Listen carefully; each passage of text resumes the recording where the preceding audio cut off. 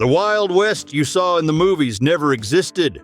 The women in saloons weren't those seductive, bold figures. Most of them ended up there before they turned 20, trapped in debts they could never pay off. Few survived more than 5 years living that life.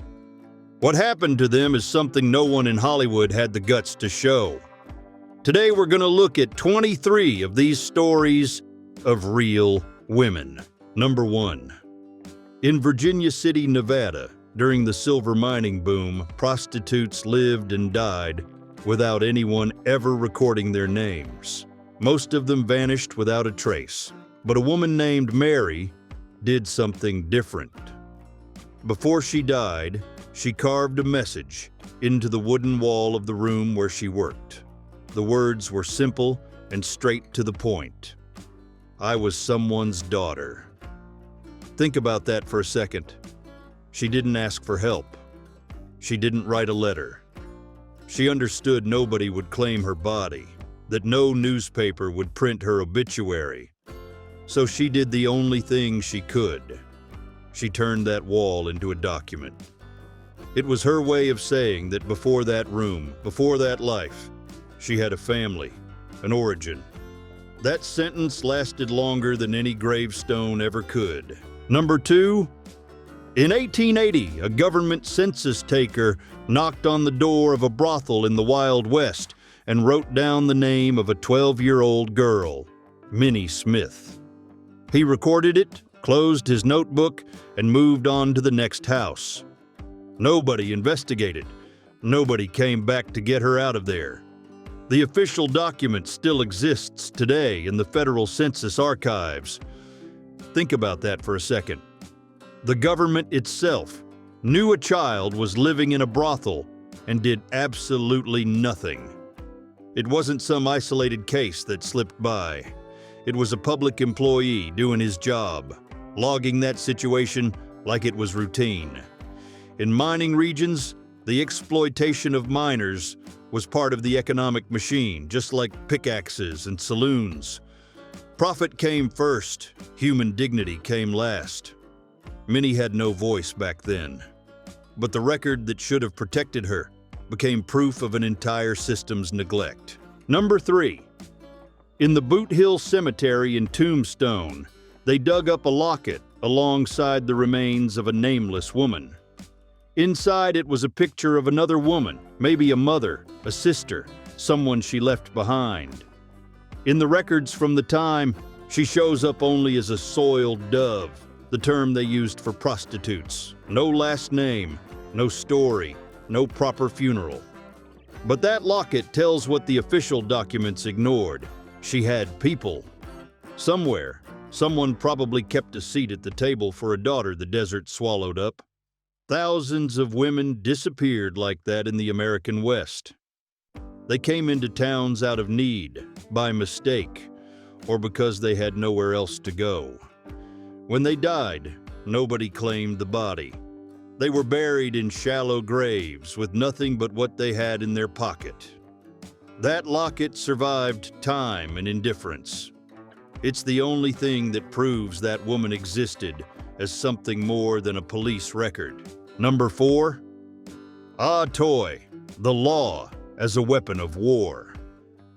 In California in 1849, most Chinese people had no voice at all in American courts. The system just wasn't built for them, but Ah Toy didn't accept that.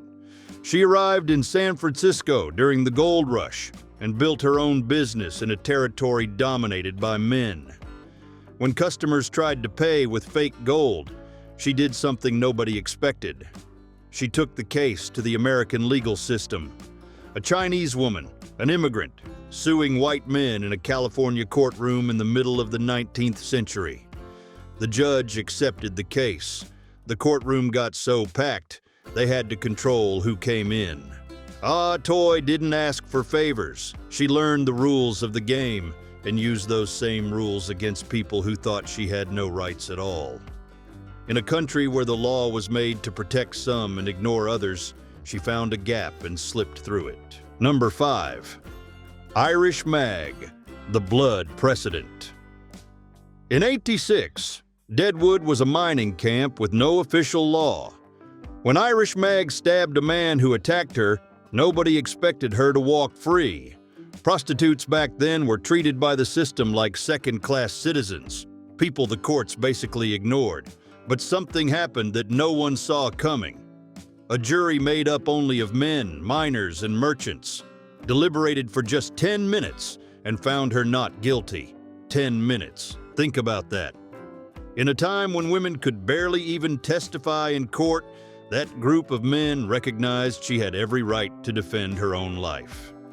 Without realizing it, that makeshift jury set a precedent that challenged the mindset of the day. The decision said something no Wild West court had said so clearly. No matter your job, nobody is anyone's property. Number 6. Squirrel Tooth. Alice got that nickname because of a front tooth that really stood out. Her real name was Mary Elizabeth Haley, and she started out in 1850s Texas with nothing to her name. What few people talk about is how she got out of total poverty and ended up running her own business at a time when a woman couldn't even open a bank account. She understood something a lot of the men around her didn't. Whoever controls the money controls the rules. In the roughest parts of the West, where most women were used and tossed aside, Alice saved every penny and invested in property. She didn't ask permission or wait for someone to open the door for her. In a world built by men and for men, she just bought the key. Her story raises a question that still hits a nerve today. Was the system so brutal that the only way out was to become its owner? Number 7. Alice Ivers was born in England in 851 and got a formal education, something rare for any woman back then. When she arrived in the Wild West, she found out she had a talent few men could match. She was brilliant at the math behind poker. With a cigar between her fingers and a face that gave nothing away, she sat at the toughest tables in the West and cleaned the guys out one by one. The detail that caught everyone off guard was that she never needed to cheat. According to her, there was no need because the men already played badly enough while being honest. With the money she built up at the tables, she opened her own place, Alice's Palace, which worked as a casino and brothel. But she had one non-negotiable rule. Every Sunday, the place shut its doors so she could read the Bible in peace. She lived to 79 and never apologized to anyone for the path she chose to take. Number 8. In 1907, Ellen Little did something few women in that situation had the courage to do. She spoke up. After surviving a suicide attempt in a Chicago brothel, she didn't stay quiet. She went straight to reporters and laid out, in detail, how the debt system worked from the inside. The madams charged the women for the room, food, clothes, and even fines when they tried to refuse customers. The math never worked out. The more they worked, the more they owed. It was a numbers trap designed so nobody could get out. Ellen's account hit the newspapers and caused an uproar the brothel owners didn't expect. Because it's one thing for a city to know the district exists. It's another thing to read, in plain detail, how it works.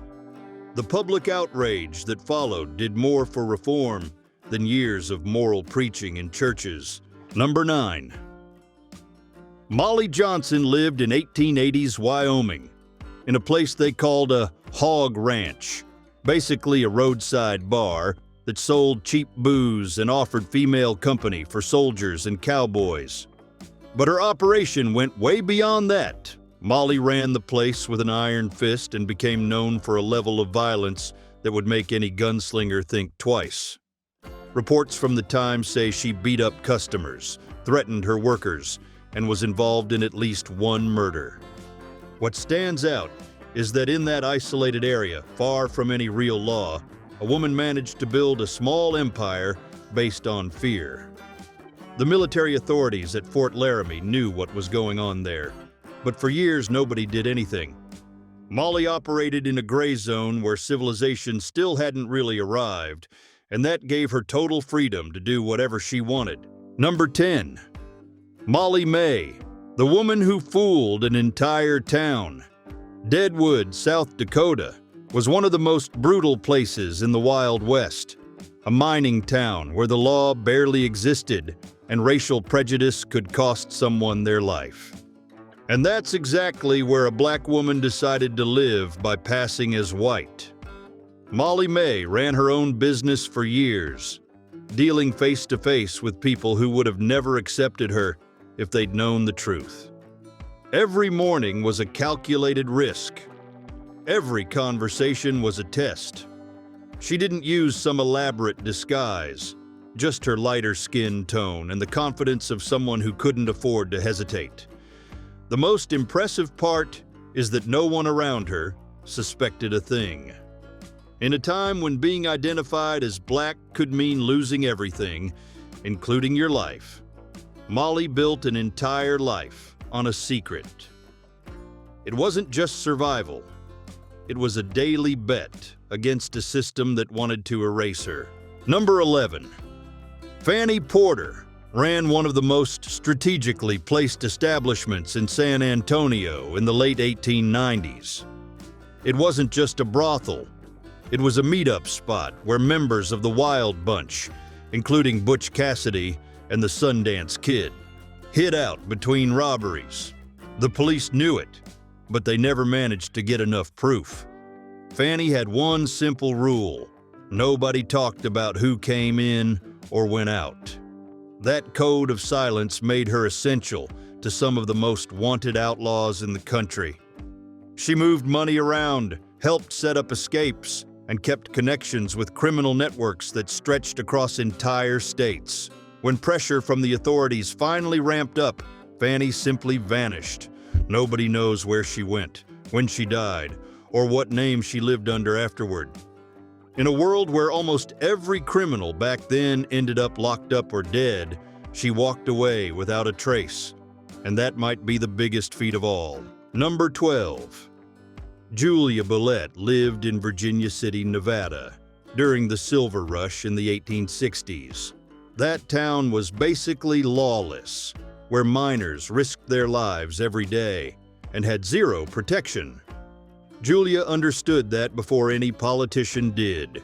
She organized fundraisers for the volunteer firefighters, cared for the sick during epidemics, and paid out of her own pocket to help families who lost everything. The firefighters named her an honorary member of the company, something no other woman managed back then. In January '08, she was found strangled in her own bed. The whole town stopped.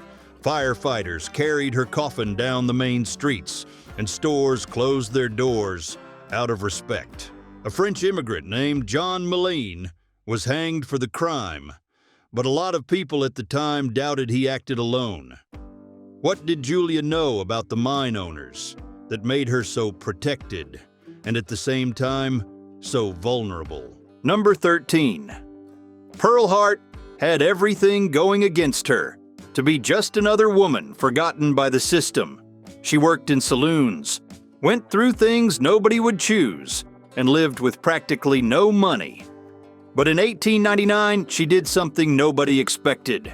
She robbed a stagecoach in Arizona. It was one of the last stagecoach robberies ever recorded in the Wild West. And the reason? She needed money to take care of her sick mother. When the police got their hands on her, Pearl didn't hang her head. She did the opposite. She used the newspapers to her advantage, gave interviews from jail, and built an image as an outlaw with a cause. The reporters loved it. The public did too. She understood before anyone else, something that seems obvious today. If society has already pushed you to the margins, you might as well control the story yourself. After she got out of prison, she simply disappeared. Nobody knows for sure what happened to her. Number 14. Big Nose. Kate lived long enough to see the Wild West turn into a movie legend. Born in Hungary in 1850, Mary Catherine Horney, crossed the ocean as a child and ended up surviving things that broke men far tougher than she was. She was orphaned early, ran away from a foster home, and by 16 she was on her own in the most dangerous saloons in American territory. It was in that world that she met Doc Holliday, the tubercular dentist who became a gunslinger. It's said that one night in Fort Griffin, Texas, she set a building on fire to stir up chaos and pull Holliday out of trouble that probably would have ended with him hanging from a rope. For decades, journalists and writers tried to get her to spill the details of the shootout at the OK Corral and her life with Holliday. She refused almost all of it. She died in 1940 at 89 in Arizona. She took to the grave what nobody could buy, threaten, or talk her into handing over her version of the facts. Number 15, Dora Hand, The Collateral Damage of Power, Dodge City, 88. Dora Hand was a saloon singer and also sang at church on Sundays, a woman respected on both sides of the street. One October night before dawn, a gunman named Spike Kennedy fired at Mayor Dog Kelly's house, looking to settle a personal score. The bullet went through the wall and killed Dora while she slept in the mayor's bed. The mayor wasn't even there that night. She had nothing to do with that fight. Bat Masterson and Wyatt Earp went after him and captured Kennedy, but the guy was acquitted at trial. Dora's death showed something that kept happening on the frontier. Feuds between powerful men made the people nearby pay the price. And almost always, it was a woman. Number 16. Kitty LeRoy was only 28 when she was shot dead by her own husband in Deadwood, South Dakota, in '87. The story that made it down to us usually paints it as a love and jealousy drama, almost like a movie script. But when you look at the facts calmly, the picture changes a lot.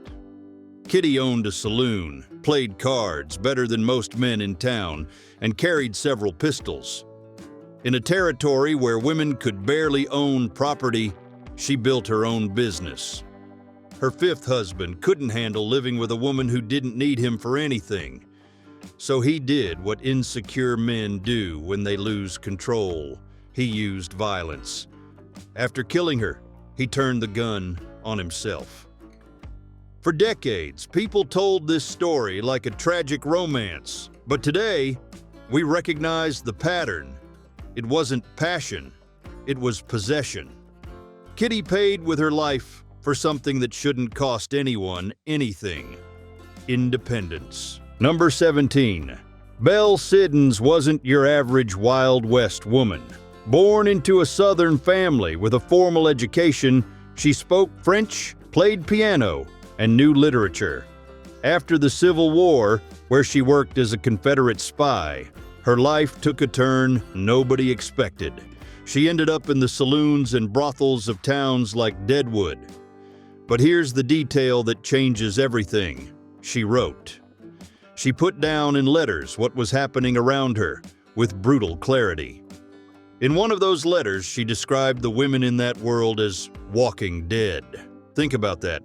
A woman with an elite background who'd already risked her life for the Confederacy, now stuck in a world she herself knew had no way out. Those writings are rare. Almost no woman in that situation left her own record. Belle did. And what she described was anything but glamorous. Number 18. Eleanor Dumont, known as Madame Moustache. She came over from France and took over the gambling tables of the Wild West at a time when a woman couldn't even walk into a saloon. When she was young, Eleanor Dumont was such a skilled dealer that minors lined up to play at her table. The charm helped, of course, but here's the detail nobody talks about. The West didn't forgive women for getting older. Over time, hair started growing on her upper lip. The nickname came fast and without mercy, Madame Moustache. She didn't run. She spent decades working gambling tables, getting tougher and more experienced, but her debts kept piling up. and the respect she thought she had was really just mockery in disguise. One day, she left town carrying a bottle of wine and a dose of morphine. She didn't come back. Her story shows something brutal about that world. A woman could be brilliant at what she did, but she was only taken seriously as long as her looks still pleased people. Number 19. Mattie Blaylock, the ghost of the legend. You know Wyatt Earp.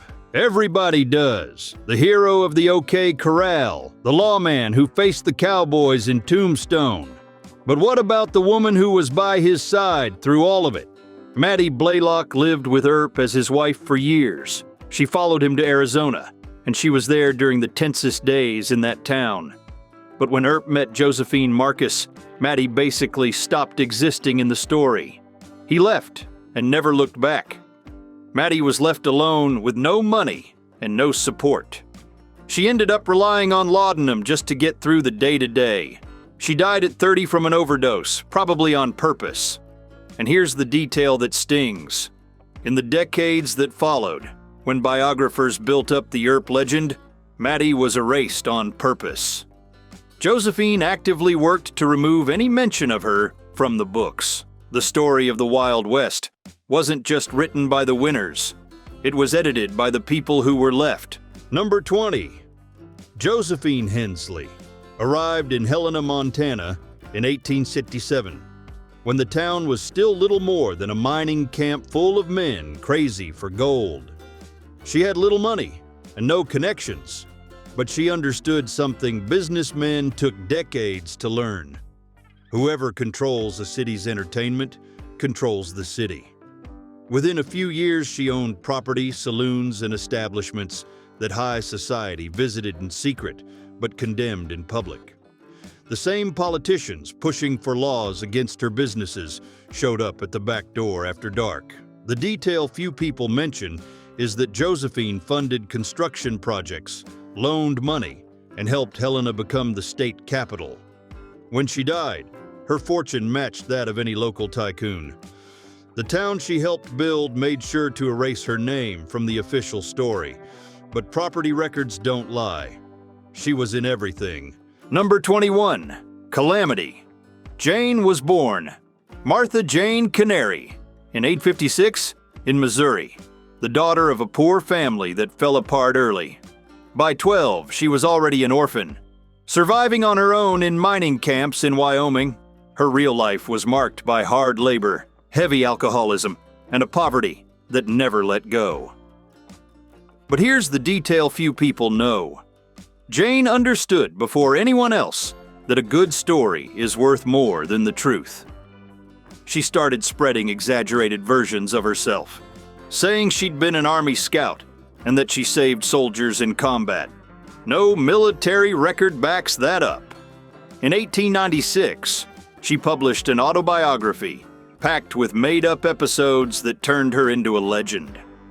And the most calculated move of all, her last request was to be buried next to Wild Bill Hickok in Deadwood, a man who barely knew her. Even in death, she chose the script over reality. Number 22. Belle Ryan ran one of the best-known brothels in Denver in the late 1800s, but what stood out wasn't the business itself. It was how she ran it. At a time when women in that life were treated as disposable, Belle did things differently. She paid doctors to take care of her workers, made sure no customer abused them, and set rules that a lot of legit places back then couldn't even imagine having. Sounds contradictory, right? A brothel owner worried about human dignity. And that's exactly where the story gets interesting.